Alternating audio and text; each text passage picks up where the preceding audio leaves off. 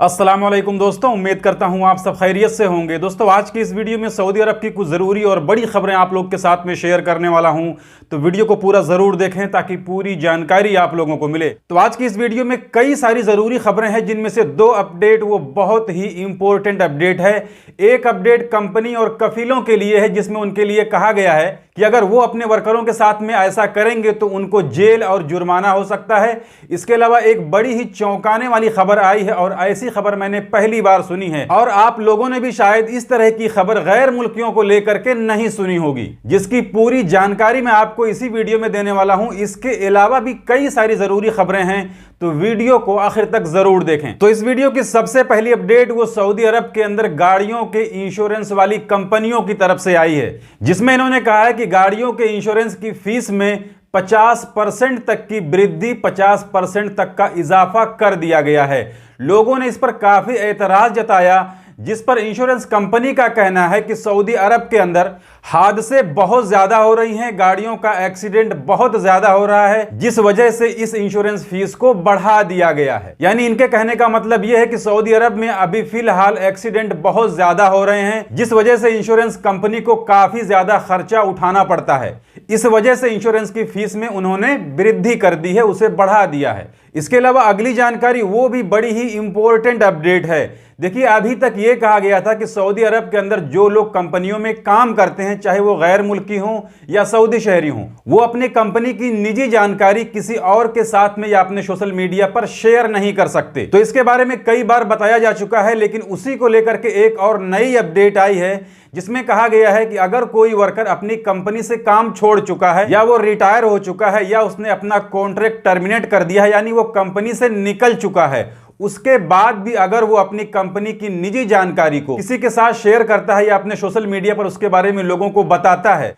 तो ये भी एक बहुत बड़ा मेजर क्राइम है, जिसके लिए उसको 20 साल की जेल हो सकती है और उसके ऊपर 1 मिलियन रियाल का जुर्माना भी लग सकता है। तो देखिए, खासकर सऊदी अरब के अंदर काम करने वाले गैर मुल्कियों को मैं कहना चाहता हूं कि अगर आपने अपनी पहली कंपनी को छोड़कर कहीं दूसरी जगह नकल कफाला लिया है, तो गलती से भी आप अपनी पुरानी कंपनी की बुराई या उसकी कोई निजी जानकारी किसी के साथ ये समझकर बिल्कुल भी ना शेयर करें कि मैं उस कंपनी को छोड़ चुका हूं तो अब मेरा कुछ नहीं हो सकता है। उसके बाद भी वो कंपनी आप पर एक्शन ले सकती है, जिसका स्क्रीनशॉट आपको स्क्रीन पर दिखाई दे रहा होगा। इसके अलावा अगली अपडेट देखिए, वो रियाद रॉयल कमीशन की तरफ से आई है, जिसमें इन्होंने कहा है कि अगर रियाद के अंदर पब्लिक ट्रांसपोर्ट का सही से यूज किया जाए तो रियाद में चलने वाली कारें 20% तक कम हो सकती हैं। तो रियाद की भीड़ भाड़ को लेकर के वहां की हुकूमत अभी कई तरीके के कदम उठा रही है, जिसमें अभी हाल ही में एक नई खबर आई थी, जिसमें ट्रकों के लिए कहा गया था कि उन्हें अब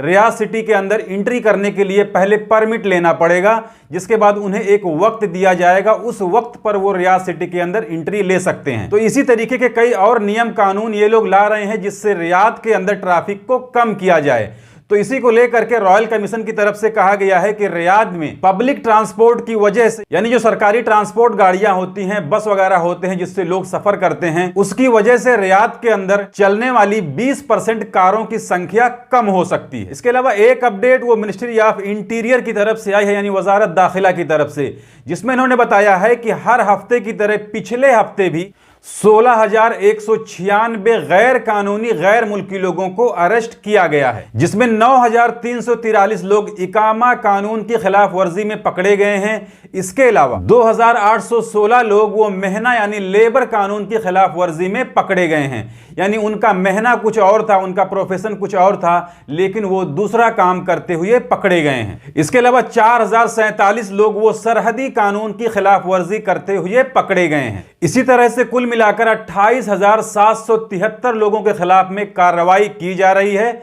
जिसमें 1,873 औरतें हैं और 26,900 मर्द हैं। इसके अलावा 12,431 लोगों को डिपोर्ट किया गया है, यानी सऊदी अरब से उन्हें उनके मुल्क ब्लैक लिस्ट करके भेज दिया गया है, जिसके बाद वो सऊदी अरब कभी नहीं आ सकते। 20,154 लोगों को अपना सफरी दस्तावेज हासिल करने के लिए मौका दिया गया है और 1,773 लोगों की सफर की कार्रवाई पूरी की जा रही है। तो ये एक रिपोर्ट होती है एक महीने की, जिसमें सऊदी अरब के अंदर गैर कानूनी गैर मुल्कियों को पकड़ा जाता है। इसके अलावा अगली अपडेट वो अरब इमरात की है, और इस अपडेट में कहा गया है कि किसी भी वर्कर को अगर उसका कफील परेशान करता है, उसके ऊपर जुल्म करता है, उसे सताता है, काम ज्यादा घंटे लेता है, पैसे उसे नहीं देता है, यानी किसी भी तरह से अगर कोई कफील, कोई कंपनी अपने वर्कर को परेशान करता है, तो वर्कर इसके लिए कंप्लेन कर सकता है, जिस वजह से कंपनी या कफील को 1 लाख रियाल का जुर्माना लगेगा और कंपनी के मालिक को, कफील को